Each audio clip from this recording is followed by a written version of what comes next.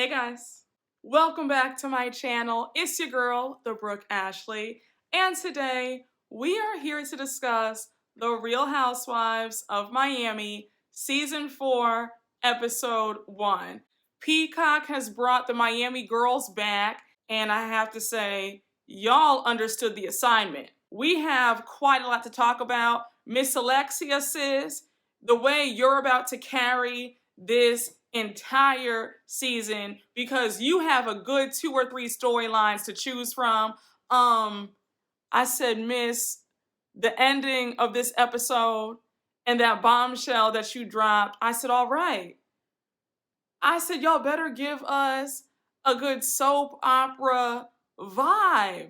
Miss Larsa Pippen, I'm about to wear your black fishing self out, because the fact that you would get on TV and throw that raggedy party with not one morsel of food, I said, I know she is lying to me today. Absolutely not. And you should feel embarrassed, because girl, what was that? And with all that being said, let's just jump right on into this recap, because we don't have a minute to spare. So we start off this episode with all the ladies having some lunch, and everybody's going around the table, just catching up, seeing how they've all been doing for the past, I don't know, 8 or 9 years. Marysol and Alexia are still really great friends. Lisa Hochstein is still really close to all the ladies. And we find out that Adriana has divorced her husband, Frederick. Now, remember when Miami was on, there was a lot of mess between her and her ex-husband. I remember how they got married on the show, but there was all this secrecy because Adriana and Frederick had actually gotten married like a year prior to their wedding, and they were still pretending like they were still engaged. And then Adriana had fallen out with Leah Black. Remember Leah Black if you're an OG Miami watcher? But yeah. So anyhow, they're divorced, and I could have told you that they would have been divorced. I mean, that union was on shaky ground. And you could also tell that Adriana was looking at him as a lifeline. And no offenses, but I never got the impression that Frederick had a whole lot of money. He was driving around with that old Rolls Royce from like 1985, and it kept breaking down. So I definitely did not see Frederick as this big, moneyed man. But I digress. And then we see Adriana congratulating Marysol. She's married yet again. She says that this new husband is her soulmate. I hope that this one is really meant to be and it lasts, okay? So while the ladies are talking and catching up, we see a red Ferrari pull up to the restaurant, and it is none other than Larsa Pippen. So if you don't know who Larsa Pippen is, let me just give you a quick rundown. She's the soon-to-be ex-wife of Scottie Pippen. She was actually on the first season of Miami, and then after that, she didn't come back. And when I tell you, she brought nothing to the show. She was boring, she was dull, and when she did say a few words, she was very nasty and condescending. So there wasn't that much to work with. Larsa pulls up to the table, she greets all the ladies. Adriana's not too enthused about Larsa being back in the group. She says that Larsa's only here with them because the Kardashians kicked her out of their group. Now, if you guys follow all of the gossip, all the blogs, then you know that Larsa was really good friends with the Kardashians. Like, she was following them around for years. She was their flunky. They, for some reason, are no longer friends. The Kardashians have no more use for her. And now it's just her against the world, pretty much. And she's trying to be a socialite on her own. So now Adriana's asking Larsa what she's been doing with herself lately. Larsa says that she's keeping a low profile. So Adriana's like, girl, like, I saw you in the news. You're dating, you're doing XYZ. What are you talking about a low profile? So now they get on the topic of Larsa's dating life, and she goes on to say how she can still attract a 25-year-old man, a 40-year-old man, or a 70-year-old man. Like, she's still got it. I said, Larsa, The fact that you're dating and you're still legally married, like, girl, make it make sense. Larsa screams that she needs men's validation like the rest of us need air and water. So now production gets messy and they show the pictures of when she was all hugged up with Malik Beasley. Now, Malik Beasley is an NBA player. He is going through a divorce currently, just a hot mess. So now the conversation changes gears and Larsa invites all the ladies to her hot girl summer party. I said, girl, please don't ever say that again. Meg the Stallion should sue you. Because I know I would. I would have you right in court. Your Honor, I'm gonna need her to stop saying my phrase if she's gonna throw parties like that. But I digress. So they're all asking Larsa what they should wear to this party, and then Alexia jokes around that they should dress like Larsa on her OnlyFans. We find out that Larsa now has an OnlyFans, and she's making up to $10,000 a day. So they're all like, wait, excuse me, come again? You said $10,000 American dollars a day? Like, well, sign me up. So they're asking her, like, is she naked? Is she having sex? Like, what is she doing? We all know what OnlyFans is for, and a lot of celebrities and pseudo-celebrities and reality stars jumped on it when the pandemic started. So now Larsa says that the pictures aren't X-rated. It's more of like what she posts on Instagram. So Alexia says, baby, you can sit up there and lie to them, but you're not going to lie to me. She says there is no way in hell that Larsa is making $10,000 a day by just showing off like bikini pictures. She's obviously showing something. Now we see the producers show us some pictures, and the pictures are kind of risque. She's not showing anything. It's more like she'll be topless in one picture, but she's covering both her breasts. Then you'll see a picture of her in some fishnets, or she's in the bed and the covers are over her. But it's nothing super risque. I mean, I think she's only charging like $4.99 a month. So if you were to spend money to see what she's doing on OnlyFans, you wouldn't be too disappointed because it's only $5, you know. But if you think you're going to see something from like Pornhub, you've come to the wrong place because she's not doing that. So Alexia is now buying what Larsa's trying to sell, but the rest of the women are very interested. But I will say that Alexia, you're doing a lot. If Larsa wants to have an OnlyFans, why does that bother you? That doesn't affect your life one bit. Unless you want to pay her bills, then you shouldn't really be concerned about how she's getting her money. And even Lisa was like, I mean, well, damn, like, if she's making $10,000 a day, instead of judging her, you need to be asking her for some tips. So now we move on to Alexia. We get caught up on what's going on with her life. Remember when she was on the show, her then husband, Herman, who was like 15, 16 years older than her, unfortunately, he passed away. So Alexia informs us that because Herman passed away, the magazine that they once had, Herman's sons closed it down. So the magazine is no longer. Then Alexia lets us know that when Herman passed away, there were a lot of rumors swirling around that Herman was gay and that he had a secret lover. So she wants to get to the bottom of that.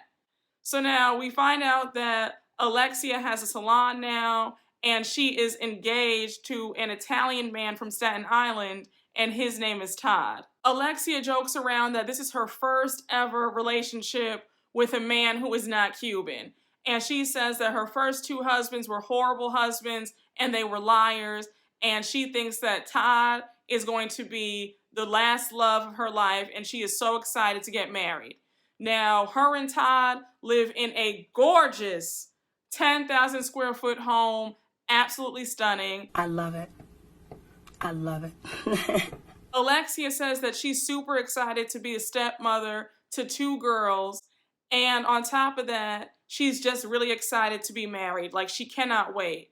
The only issue is that her oldest son, Peter, isn't happy about her getting married to Todd. And we don't really know why, but we just know that Peter and Todd do not get along for some odd reason. I always liked Alexia back when I was watching the original one. I always found her storyline to be pretty interesting. Her sons were always getting into something, especially the oldest one, Peter. I am happy to see that her youngest son, Frankie, is doing well. I remember when he got into that really severe car accident that he almost lost his life in, and to see him doing well and things are good, I'm really happy to see it. Now we move on to Lisa. And if you watch the older seasons, then you know that Lisa joined the cast season 2. Lisa is married to Dr. Lenny, and she calls him the boob god because he's one of the best plastic surgeons in Miami. They have a gorgeous 20,000 square foot home in Star Island, which is just everything. Her closet reminded me of Cher from Clueless's closet. Remember Clueless? For all my 90s babies, like Clueless was everything. But anyhow, Lisa says that life is great. She has her 2 beautiful kids. We remember in the earlier seasons how Lisa was struggling to get pregnant, and it really brought a strain on their marriage. We find out from Lisa that while her and Lenny have been together for 14 years, at one point they separated and Lenny had an emotional affair with another woman. She calls the woman a $2 hoe. I said, now sis, don't get mad at the other woman. Get mad at your husband. He's the one out here having an affair, okay? He's the one who took vows before God. So I really hate all that energy directed towards the woman. Like, get mad at your husband. And your husband was probably out there telling the other woman that he was divorced. Because you know that men will lie, child.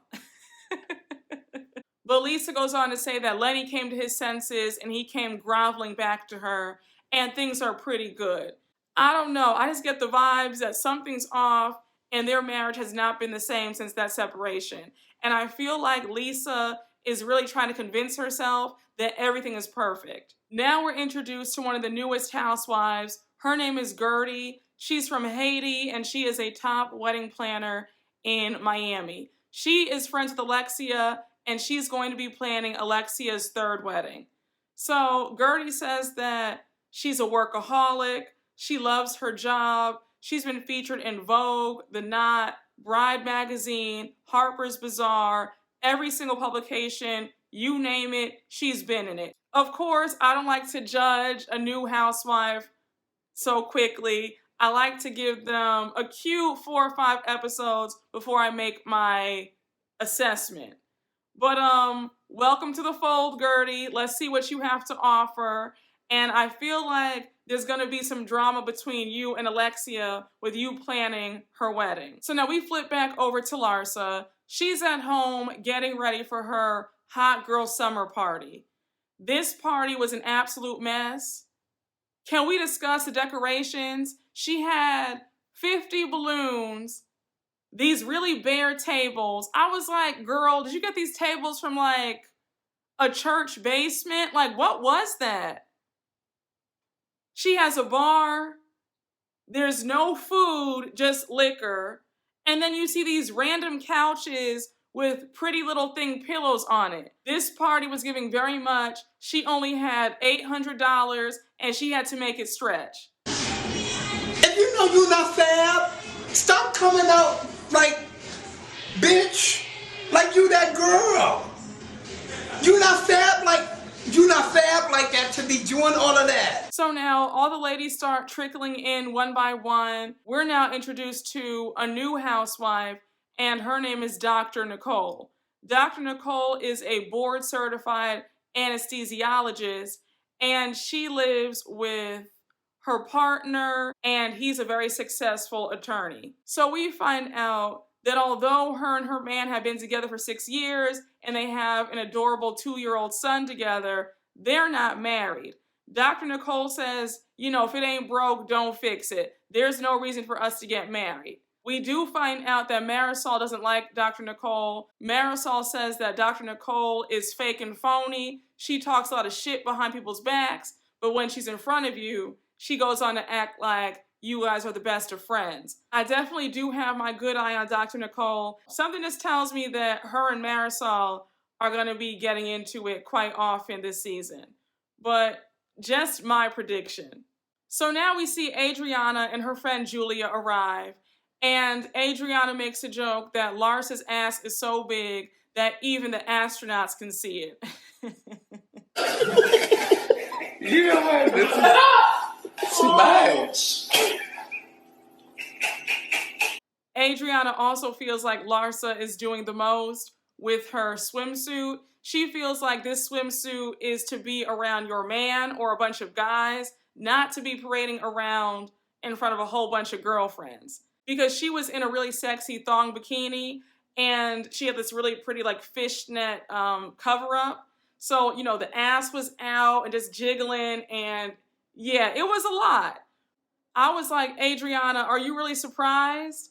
Larsa Pippen is always going to make sure that she has everything out and on display. It doesn't matter who's there, okay?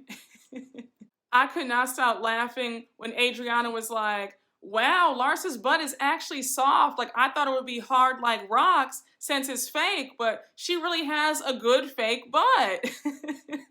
And production is so shady for showing that before and after picture of what Larsa looked like before, and then after she got her BBL. I said, y'all are wrong. And she had a cute figure before, but she just wasn't so curvy. So anyhow, this dry party is still going on, and Alexia brings up Larsa's OnlyFans yet again. So now Larsa's getting defensive, and then Lisa jumps in to defend Larsa, and she's like, you know, who cares? Like, why does it matter that Larsa has an OnlyFans? Alexia says that she's a very traditional and very old-fashioned woman, so that's why she's a bit judgmental when it comes to things like displaying your body. Then Alexia says that OnlyFans is X-rated and Instagram is PG-13. So now Dr. Nicole chimes in and she says, no, like I have an OnlyFans account. I watch other people's OnlyFans, and there are chefs on there. There are people doing meditation and workouts on there. It's not about porn and showing your body. Like, anybody can go on there and you can learn a lot of stuff. So Larsa is visibly annoyed, and she says in her confessional that none of these ladies have the right to judge her because they're all on their third and fourth marriages. So instead of condemning her, they need to sweep around their own front doors. I find it so funny that on a lot of these franchises, a lot of these women, while they want to be super sexy and they still want to look really young for their ages, every time it comes to sex, there's always this rigidness, there's always this element of slut shaming, and it drives me crazy. I'm like, are you guys sexually free and liberated, or are you not? I mean, whether you like Larsa or not, I just don't understand why her having an OnlyFans bothers you that much. I don't understand why you care. So now we see Marysol, Gertie's friend Kiki, and I think Kiki is going to be a friend of the show. And we also see Adriana's friend Julia. They're all talking. Now, Julia is also a new housewife, and her story is fascinating. So Julia has a beautiful home in Miami Beach, and she also has a farm in Broward. We find out that Julia is married to one of the greatest women's tennis players of all time, and her wife Martina have been married for, I think she said, what, 8 years? But yeah, they've been married for quite some time. Julia also has 3 daughters from previous relationships when she was with men. So anyhow, they're talking about Julia's farm, and Kiki goes on to ask a slightly silly question. She wants to know if you can milk a cow with your mouth. Marysol's like, girl, what? Like, come again? Did you really just ask that? So now Kiki and Marysol get into it. Kiki is offended. She's like, look, I was just asking a question, okay? You don't have to be so rude. Marysol is like, again, that was a dumb question. Like, I don't know what to tell you, but like, that was just stupid. I had just a smidge of secondhand embarrassment for Kiki in that moment. I was like, oh, Kiki, I know you probably wish you could just take that whole moment back, and especially since it was caught on national TV, but Girl, just next time, just have some thoughts. Keep them up here, okay? Kiki is a really pretty woman. I hope that we see more of her throughout the season, but just no dumb questions like that. But I'm interested in learning more of her backstory. I want to say that she's like a social media influencer. I think there was some scandal with her and like her relationship or something like that. I don't know. If you guys know, let me know down in the comments. But I'm definitely very interested in finding out her backstory. So Larsa gathers everybody for a photo op, and she wants all the ladies to wear these free Pretty Little Thing sweatshirts that she received for free.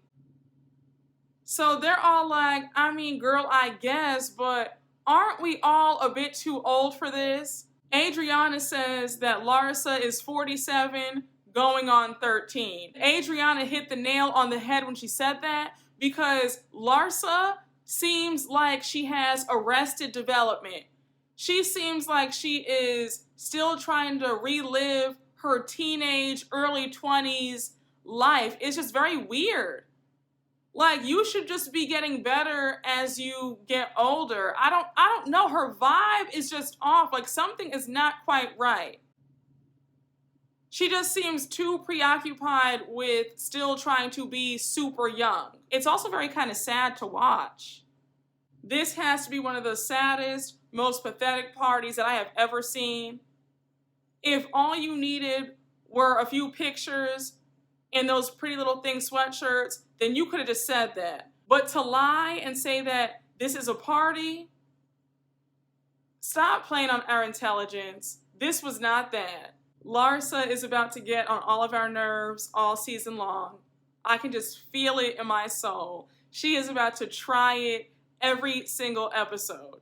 So now we move on to the next scene with Julia. She's with one of her daughters, and they are checking out her new home in Miami Beach.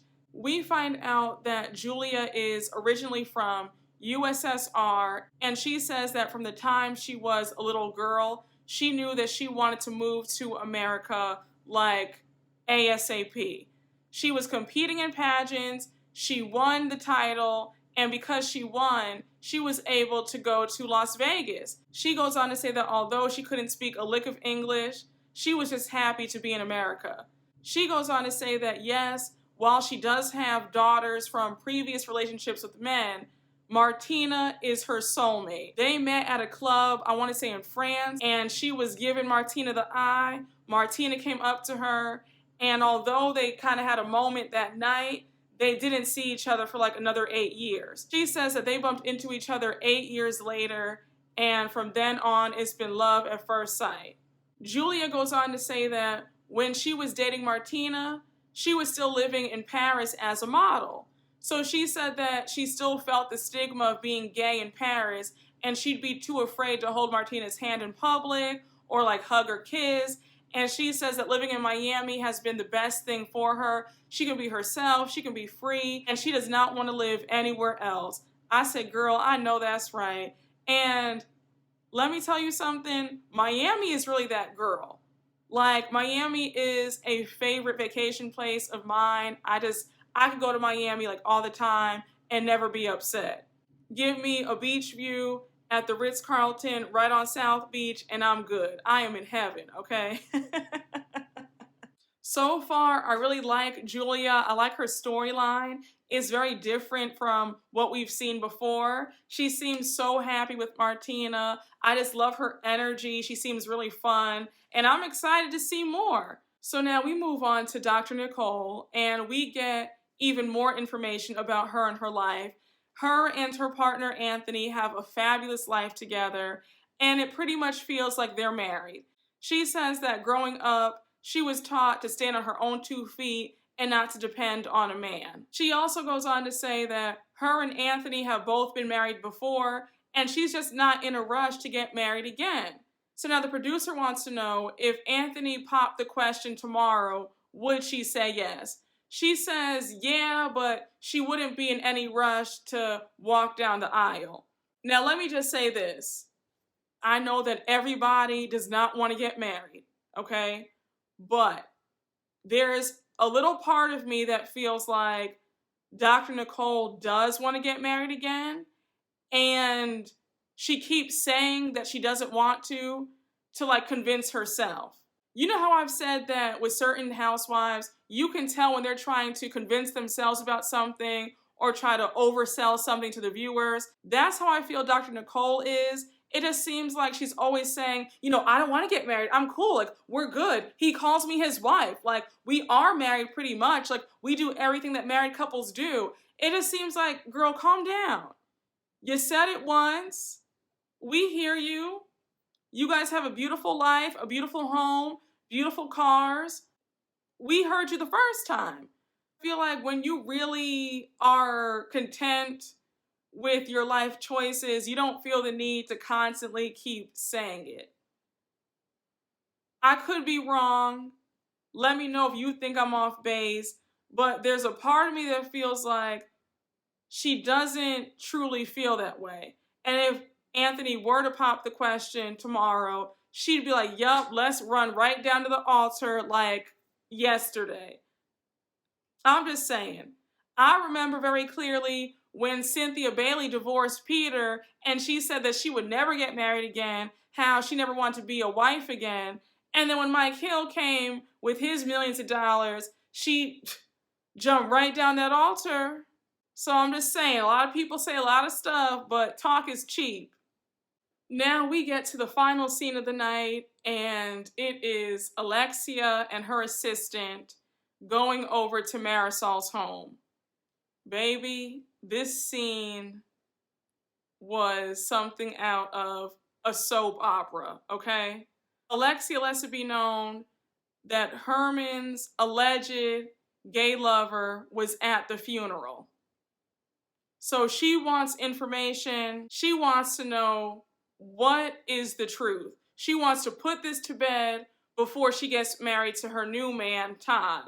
Marysol thinks that it's not a good idea, but Alexia says, no, sis, I need the answers. I need to know, because once I walk down that aisle and I marry my dream man, I don't want to talk about this ever again. So now Alexia's assistant says that he bumped into Herman's alleged lover at some of the gay bars in Miami, and how the young man exchanged numbers with her assistant, and he told him, let me know if Alexia wants to talk to me because I will tell her everything that she wants to know. Alexia says that she's willing to meet up, and she thinks that this will be closure because she has so many questions, and again, she wants us all to be put to bed. So now her assistant is like, look, before I send this text out to him, are you sure that you're going to be okay if he tells you that, yes, me and Herman were in love with each other? Alexia says yes. So now her assistant sends the text message, and that's where the episode ends. So, again, Alexia is about to carry this entire season. Mama has a lot going on. I must say, the ladies really did make up for a lackluster first 3 seasons when they were on Bravo. And they really came out the gate swinging, because for them to have been on an 8-year hiatus, they were like, okay, we're not playing any games this go round. We are really going to give the people what they want to see. I'm here for all of it. I think that everybody's storyline, for the most part, is going to be just really good and juicy. So I'm excited. But y'all, thank you so much for watching my recap. I hope you all enjoyed. And as always, make sure to like, comment, and subscribe. And I will see you all later. Bye.